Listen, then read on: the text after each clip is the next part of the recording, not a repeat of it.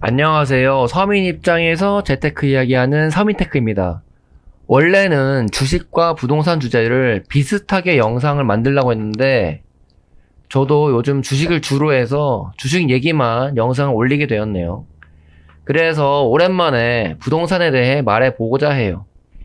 저는 재산의 70%는 주식에 30%는 부동산에 투자하고 있어요. 부동산 투자는 3년 전에 했는데 투자할 때 3천만 원 정도 들었습니다. 생각보다 부동산 투자하는데 돈 많이 안 들죠?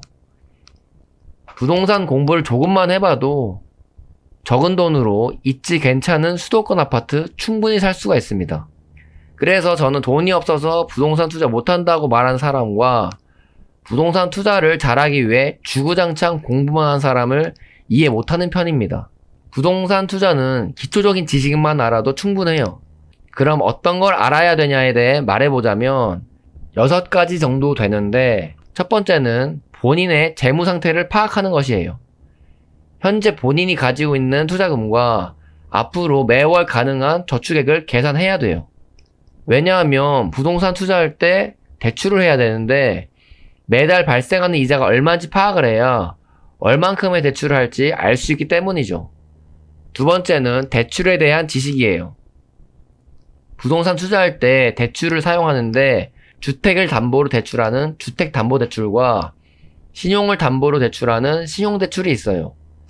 대출은 1금융권과 2금융권에서 할 수 있는데 1금융권은 우리가 흔히 아는 국민은행, 농협은행, 우리은행 이런 곳이고 2금융권은 저축으로 시작하는 은행이 있죠.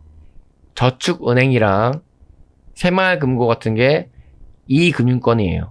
이자가 1금융권이 제일 싸기 때문에 대출은 무조건 1금융권에서 해야 합니다. 세 번째는 갭 투자에 대해 알아야 해요. 왜냐하면 적은 돈으로 효율적으로 투자할 수 있는 방법이기 때문이죠. 매매가 1억에 전세가 9천만 원인 아파트를 매수한다고 예를 들어 볼게요. 그럼 투자금은 1천만 원밖에 들지 않아요. 왜냐?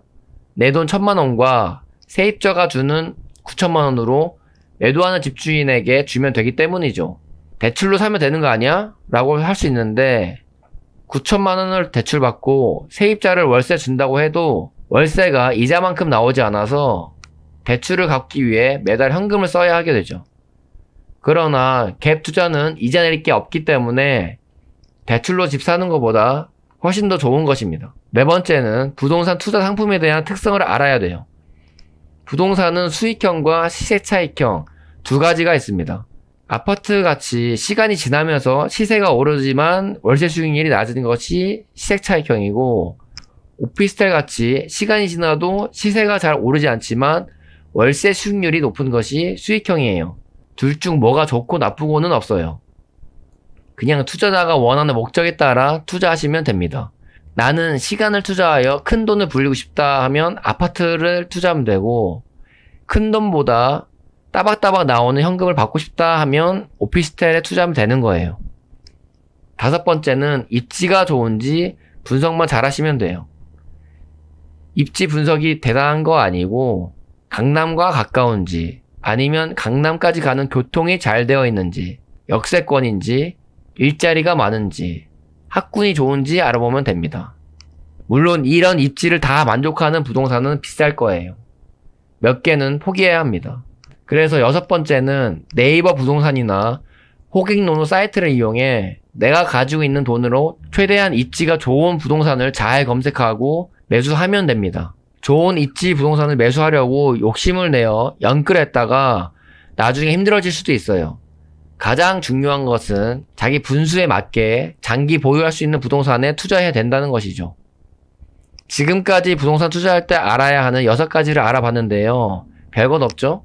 저는 지금 아파트와 오피스텔 각각 한 개씩 보유하고 있는데 어떻게 매수했는지 저를 예시로 간단히 설명드릴 테니 참고해보세요.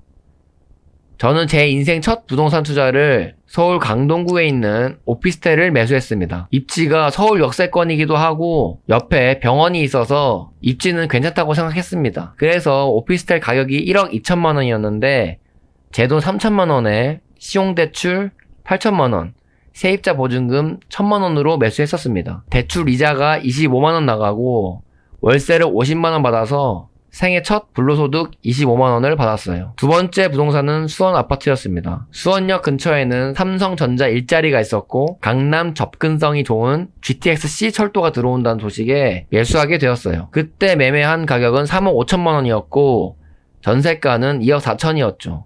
그래서 전세 끼고 매수했는데 갭이 1억 1천만원이었어요. 그중 2천만원은 제 돈이고 9천만원은 신용대출 일으켜서 매수하게 되었죠. 보시다시피 저는 오피스텔과 아파트 투자할 때 신용대출을 일으켜 단돈 2, 3천만 원으로 투자했습니다. 그래서 부동산 투자는 돈이 많아야지만 투자하는 게 아니라는 것이죠. 만약 부동산 투자하고 싶은데 뭘 공부해야 할지, 어디까지 공부해야 할지 모르시겠다면 제가 부동산에 대해 말씀드린 6가지만 제대로 공부하시고 빨리 목돈을 모아 부동산에 투자하시길 바랍니다. 투자는 공부로 하는 게 아니고 실천으로 하는 것입니다. 도움이 되셨으면 좋겠고요. 영상은 여기서 마치겠습니다. 감사합니다.